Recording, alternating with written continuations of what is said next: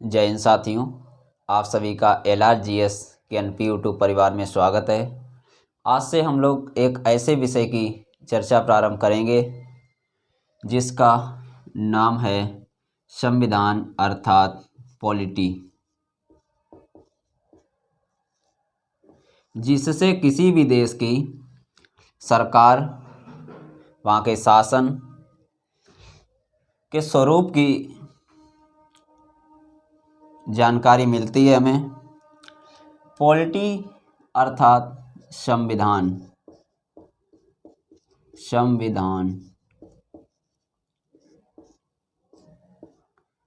संविधान का अर्थ है सम प्लस विधान।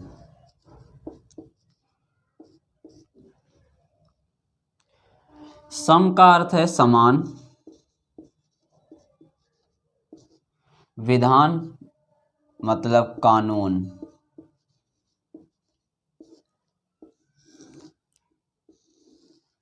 वह व्यवस्था जो किसी भी राष्ट्र के लिए, राष्ट्र के नागरिकों के लिए समान कानून का प्रावधान करे, उसे क्या कहते हैं? उसे कहते हैं संविधान। तो हम भारत के परिप्रेक्ष्य में भारतीय संविधान राज्य व्यवस्था के बारे में चर्चा करेंगे और ये डेली आपको ये क्लास मिलेगी। आगे बढ़ते जाएंगे। सबसे पहले भाग 1 से चर्चा करेंगे। भाग 1 संघ और उसका राज्य क्षेत्र, भाग 2 इस प्रकार से ये आपको कंटिन्यू क्लास मिलेगी और यहाँ से आप अपना किसी भी प्रतियोगी परीक्षा में जहाँ जिस भी परीक्षा में संविधान से प्रश्न आते हैं, राज्य व्यवस्था से प्रश्न आते हैं MCQ बेस्ड, आप उसके लिए ये क्लास प्रॉपर ले सकते हैं। तो भारतीय संविधान अर्थात एक पुस्तक या किताब, जिस भी देश में विधि का शासन होता है, विधि द्वारा शासन स्थापित होता है, वह देश किसी न किसी अपनी एक पुस्तक, जिसे संविधान कहते हैं, उस संविधान में बनाए गए नियम कानूनों से चलता है। भारतीय संविधान में भागों की बात करें तो भारतीय संविधान में 22 भाग, भारत के मूल संविधान में 22 भाग थे। इन भागों में ABCD ऐसे भाग जोड़कर अब वर्तमान में 25 भाग हो गए हैं। और मूल संविधान में अनुच्छेदों की बात करें तो मूल संविधान में 395 अनुच्छेद और 12 अनुसूचियों, 12 अनुसूची,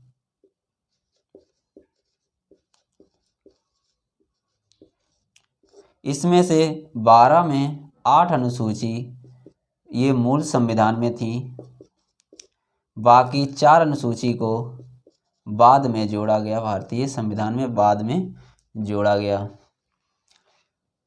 कोई भी देश जब किसी कानून से चलता है, जहाँ विधि का शासन स्थापित होता है, तो वहाँ एक तरफ संविधान, दूसरी तरफ प्रशासन के लिए एक व्यवस्था होती है जिसे कहते हैं IPC। जब तक आप संविधान के दायरे में रह के काम कर रहे हैं, तब तक आपको इन अनुच्छेद के तहत काम करना है। अगर आप संविधान के दायरे से बाहर जाके कार्य करेंगे या कोई उपद्रव करेंगे, तो आपको IPC के तहत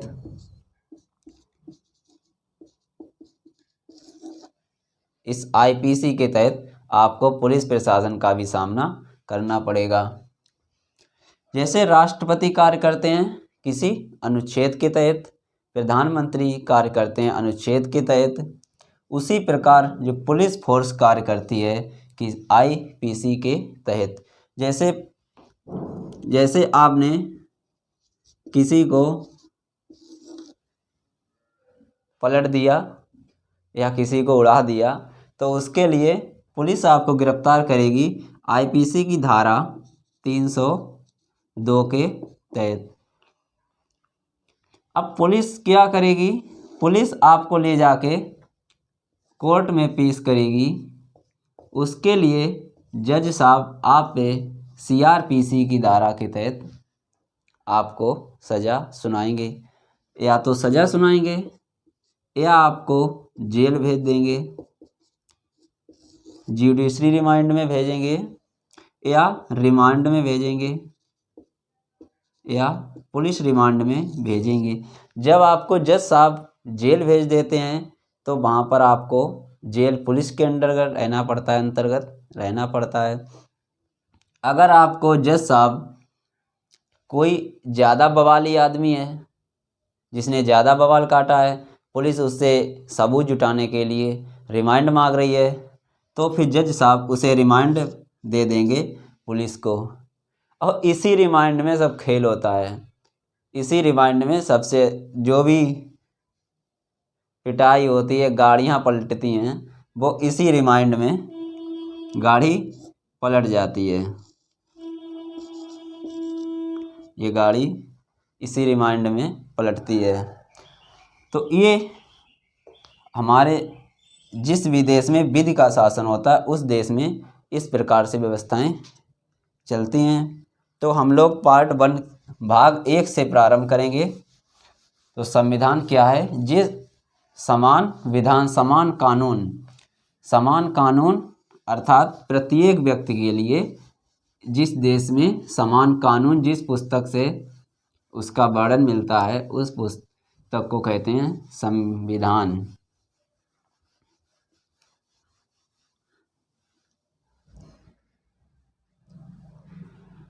अब हम लोग बात करेंगे पार्ट 1 से, अनुच्छेद 1 से, भाग 1 भाग 1। भाग 1 में क्या है? भाग 1 में दिया गया है संघ और राज्य क्षेत्र। संघ और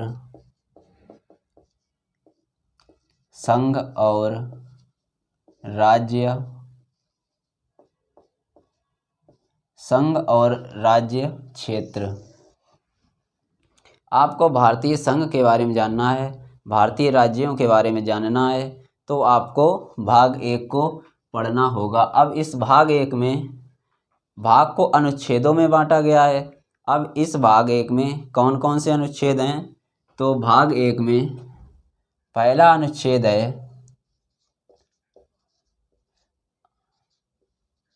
अनुच्छेद 1, आर्टिकल 1। अब आर्टिकल 1 क्या कहता है? आर्टिकल 1 कहता है इंडिया जो कि भारत है, इंडिया जो कि भारत है राज्यों का संघ होगा। इंडिया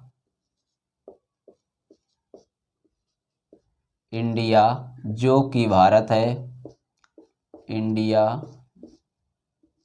जो कि भारत है राज्यों का संघ होगा,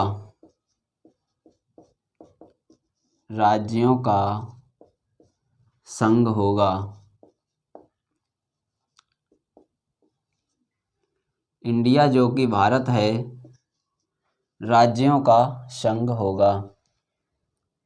India that is Bharat shell will be A union of states. India that is Bharat, India that is Bharat shell will be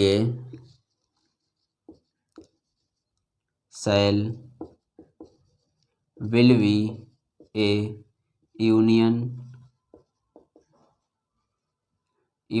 of states.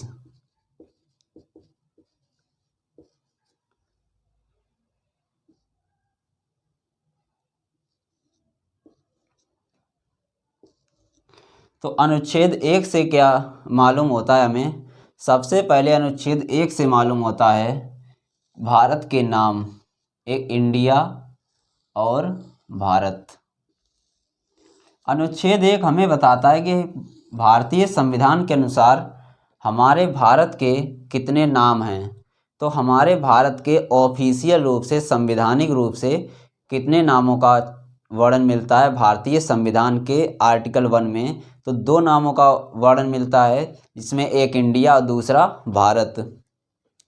एक इंडिया, दूसरा भारत। तो अनुच्छेद, पहली बात क्या पता चलती है कि नाम, भारतीय संविधान के अनुसार भारत के कौन कौन से नाम हैं? एक तो इंडिया और दूसरा भारत।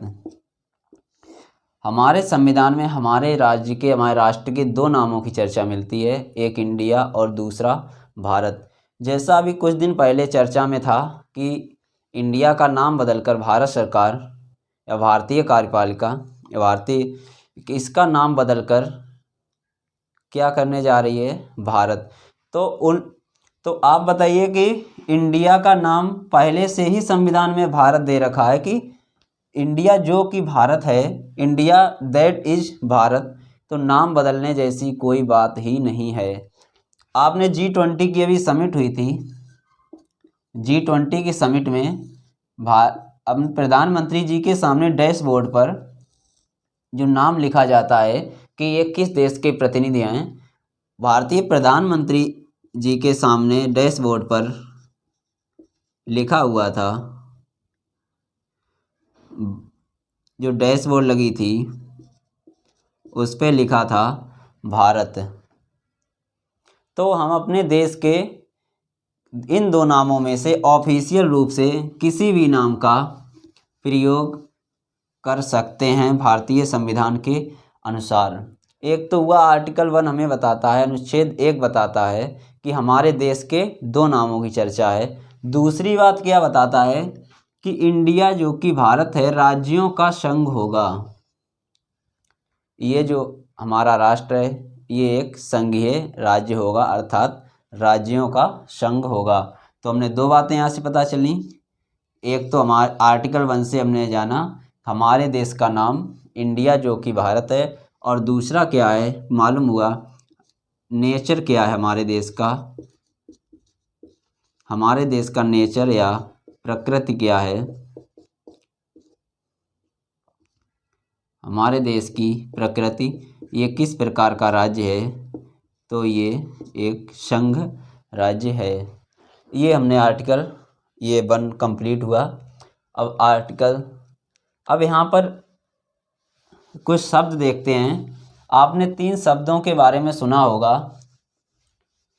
3 शब्द आपने सुने होंगे, एक यूनियन, एक फेडरेशन और एक कॉन्फेडरेशन। इन तीनों शब्दों में क्या अंतर है? अब जब आप पढ़ ही रहे हैं तो इस फाउंडेशन क्लास में कंप्लीट उस चीज़ों को करते चलें। तो पहला एक आपने शब्द सुना होगा यूनियन, एक फेडरेशन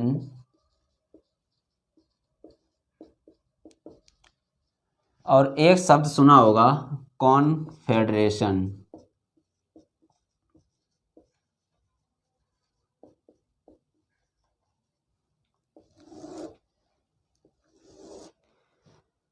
यूनियन, इसका भी अर्थ हिंदी में एक ही होता है संघ, इसका भी अर्थ है कि हिंदी में होता है संघ, और कॉन्फेडरेशन इसका भी अर्थ हिंदी में एक ही होता है संघ। तो यूनियन किस प्रकार के राज्य को या राष्ट्र को यूनियन कहेंगे, और किस प्रकार के राज्य या राज्य को फेडरेशन कहेंगे, और किसे कॉन्फेडरेशन कहेंगे, ये देखते हैं। जैसे ये कोई एक राज्य है, ये एक संघ राज्य है जिसे कहें यूनियन। कब कोई राज्य यूनियन होगा? इस राज्य इस संघ से जब राज्यों का निर्माण हो,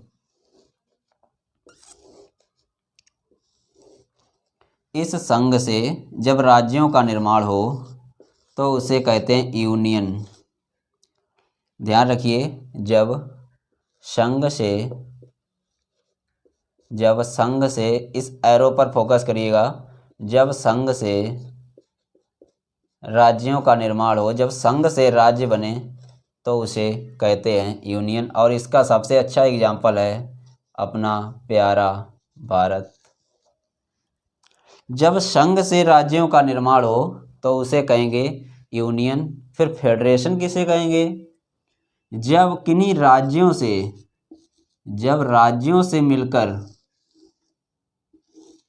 फेडरेशन या संघ बने, जब राज्यों से मिलकर संघ बने तो उसे कहते हैं फेडरेशन। जैसे राज्य ए, बी, सी और डी, इन चारों राज्यों ने, चार या इससे अधिक, संख्या कोई निर्धारित नहीं है, इन चारों ने मिलकर जब अपनी बाउंड्री एक कर दी तब इसे कहा जाएगा फेडरेशन। अब अगला शब्द है कॉन्फेडरेशन। ये क्या होता है? जब कई राष्ट्र मिलकर, जब कई राष्ट्र या देश, जब कई राष्ट्र मिलकर एक संघ का निर्माण करें, जब कई राष्ट्र मिलकर एक संघ का निर्माण करें तब उसे कहते हैं कॉन्फेडरेशन। इसका सबसे अच्छा एग्जाम्पल है ईयू अर्थात यूरोपियन यूनियन। नाम तो यूरोपियन यूनियन का सभी ने सुन रखा होगा। तो क्या है, क्या देखा हमने, जब राज्यों से, यहाँ पर राज्यों से संघ का निर्माण हो, ये ध्यान रखिएगा, एरो पर फोकस करिएगा।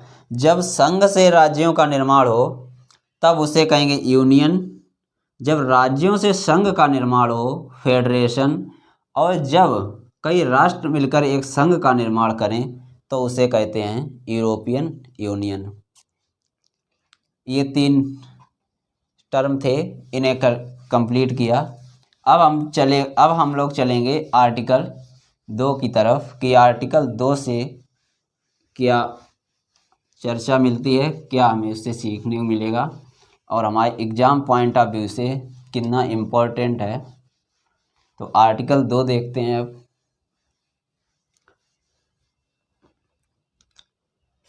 अनुच्छेद 2 या आर्टिकल 2। आर्टिकल 2 क्या कहता है? आर्टिकल 2 कहता है, अनुच्छेद 2 कहता है, भारत की बाहरी सीमा में, भारत की बाहरी सीमा में किसी राज्य का प्रवेश भारतीय संसद किसी बाहरी राज्य का, भारतीय संसद किसी बाहरी राज्य का भारतीय सीमा में, भारतीय सीमा में प्रवेश करा सकती है। भारतीय संसद जो है वह किसी बाहरी राज्य का भारतीय सीमा में प्रवेश करा सकती है और इसके लिए किसी की भी अनुमति की आवश्यकता नहीं होगी, और इसके लिए किसी की भी अनुमति की भी आवश्यकता नहीं होगी। जैसे कोई भी जब संशोधन करना होता है तो राष्ट्रपति की अनुमति की आवश्यकता होती है, नीड होती है। यहाँ पर किसी की भी अर्थात राष्ट्रपति की भी अनुमति की आवश्यकता नहीं होगी। जैसे अगर कोई भी राज्य भारत में मिलना चाहता है या भारत ने किसी भी बाहरी भूखंड को, बाहरी क्षेत्र को जीत लिया है, भारतीय संसद उसे अपने में शामिल करना चाहती है और राष्ट्रपति की अनुमति अगर 6 महीने बाद मिली तो चीज़ें उस हिसाब से दिक्कत हो जाएगी, गड़बड़ हो जाएगी। तो इसलिए इसमें भारतीय राष्ट्रपति की भी अनुमति की आवश्यकता नहीं होती है। तो इसमें लिखेंगे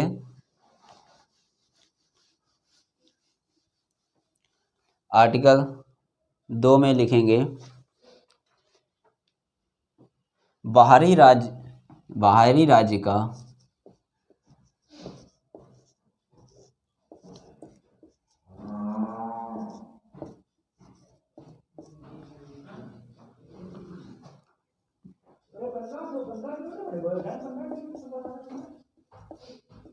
बाहरी राज्य का भारतीय सीमा में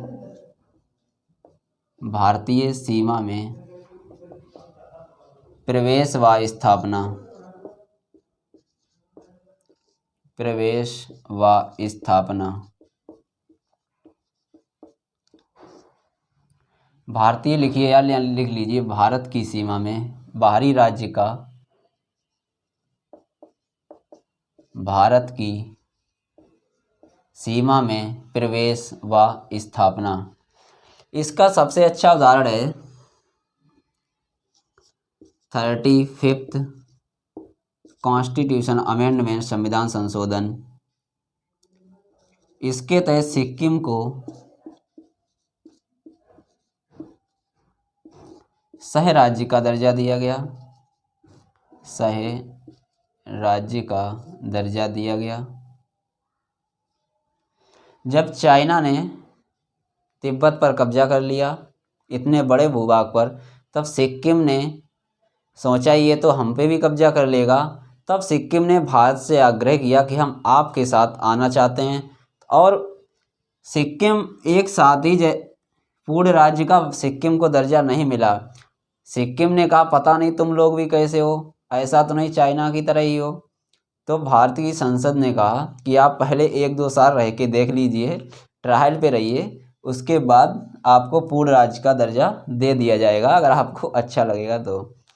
फिर 1 साल बाद 36th कॉन्स्टिट्यूशन अमेंडमेंट, संविधान संशोधन के तहत सिक्किम को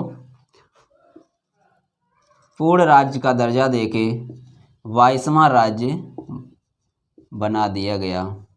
और ये कब हुआ था? 1975 को 36वें संविधान संशोधन के तहत सिक्किम को 22वां राज्य घोषित कर दिया गया, इसे पूर्ण राज्य का दर्जा दे दिया गया। तो ये आर्टिकल 2 रहा कि बाहरी राज्य का भारत की सीमा में प्रवेश व स्थापना। तो ये एक उदाहरण सिक्किम का देखा हमने, सबसे अच्छा उदाहरण। अब आर्टिकल 3 की तरफ चलते हैं। आर्टिकल 3 क्या कहता है? आर्टिकल 3 में किस प्रकार राज्यों का विभाजन, उनका नाम परिवर्तन किया जाता है? तो अनुच्छेद 3, आर्टिकल 3 में क्या है? आर्टिकल 3 में दिया गया है कि भारतीय संसद भारत की आंतरिक सीमा में, आर्टिकल 2 कहता है भारत की बाहरी सीमा से किसी राज्य का प्रवेश व स्थापना। आर्टिकल 3 कहता है भारतीय संसद भारत की आंतरिक सीमा में किसी राज्य का नाम परिवर्तन कर सकती है, उसके क्षेत्र कम कर सकती है, किसी राज्य का विभाजन कर सकती है, और किसी राज्य के नाम में परिवर्तन कर सकती है, और 2 राज्यों को एक साथ मर्ज कर सकती है, 2 राज्यों का एक साथ मिलाकर एक राज्य बना सकती है। तो इसमें लिखेंगे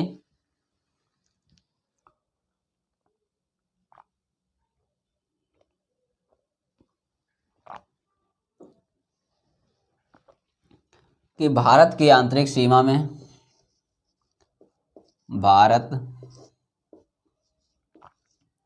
भारत की आंतरिक सीमा में,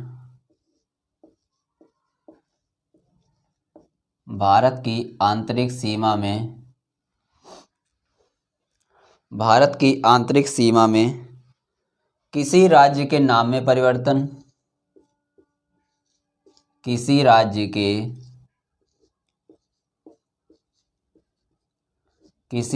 के नाम में परिवर्तन,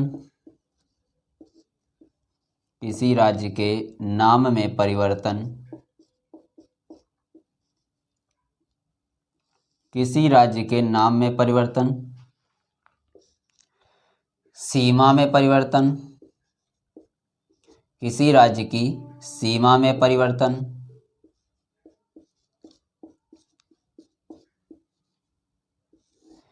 किसी राज्य का क्षेत्रफल या क्षेत्र कम करना, क्षेत्र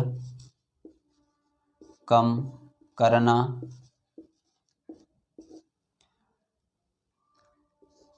दो राज्यों को मिलाकर एक राज्य बनाना, दो राज्यों को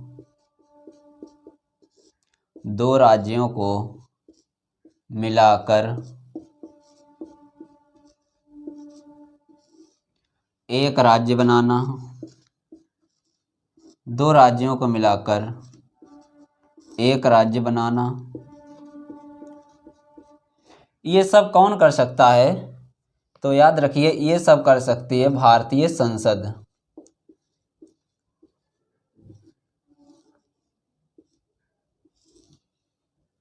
जैसे उत्तराखंड का विभाजन किया गया, उत्तर प्रदेश का विभाजन करके उत्तराखंड बनाया गया, मध्य प्रदेश का विभाजन करके छत्तीसगढ़ बनाया गया और बिहार का विभाजन करके झारखंड बनाया गया। तो भारत की आंतरिक सीमा में किसी राज्य के नाम में परिवर्तन भारतीय संसद कर सकती है, सीमा में परिवर्तन कर सकती है,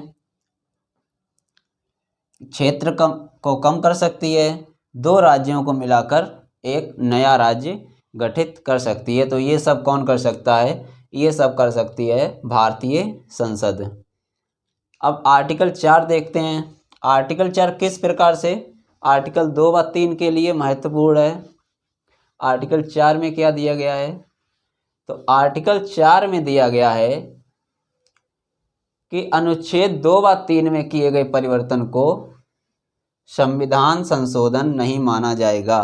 अर्थात आर्टिकल 2 व 3 में जो भी संशोधन होगा उसे अनुच्छेद 368 के तहत संविधान संशोधन नहीं माना जाएगा। तो आज देखते हैं इसे। आर्टिकल 4 में क्या दिया गया है या अनुच्छेद 4, इसमें क्या दिया गया है? अनुच्छेद 4 कहता है कि अनुच्छेद 2 व 3, अनुच्छेद 2 और अनुच्छेद 3, जब इन दोनों में संशोधन किया जाएगा, इन दोनों में संशोधन किया जाएगा तो उसे अनुच्छेद 368 के तहत, अनुच्छेद 368 के तहत संविधान संशोधन नहीं माना जाएगा। ये क्यों किया गया? अभी आपको आर्टिकल 2 में बताया था कि जब किसी बाहरी राज्य को भारत में मिलाना हो तो उसके लिए राष्ट्रपति की अनुमति की आवश्यकता नहीं है। तो अगर 368 के तहत ये संविधान संशोधन माना जाता तो इसमें राष्ट्रपति के लिए भी भेजना पड़ता, उनके राष्ट्रपति की भी अनुमति की आवश्यकता होती और इसमें उनका विचार लेने की आवश्यकता होती। तो इसलिए इसमें रखा गया कि आर्टिकल 2 व 3 में जब भी संशोधन होगा तो उसे राष्ट्रपति के विचार विमर्श के लिए नहीं भेजा जाएगा। तो इसमें लिखिएगा अनुच्छेद 2 व 3 में, अनुच्छेद 2 व 3 में, अनुच्छेद 2 व 3 में किया गया संशोधन, अनुच्छेद 2 व 3 में किया गया संशोधन, अनुच्छेद 2 व 3 में किया गया संशोधन अनुच्छेद 368 के तहत, अनुच्छेद 368 के तहत, अनुच्छेद 368 के तहत संविधान संशोधन नहीं माना जाएगा। संविधान संशोधन नहीं माना जाएगा। संविधान संशोधन नहीं माना जाएगा। अब इसका अर्थ क्या है कि जो प्रक्रिया अनुच्छेद 368 में संविधान संशोधन के लिए दी गई है वह आर्टिकल 2 व आर्टिकल 3 पर लागू नहीं होगी।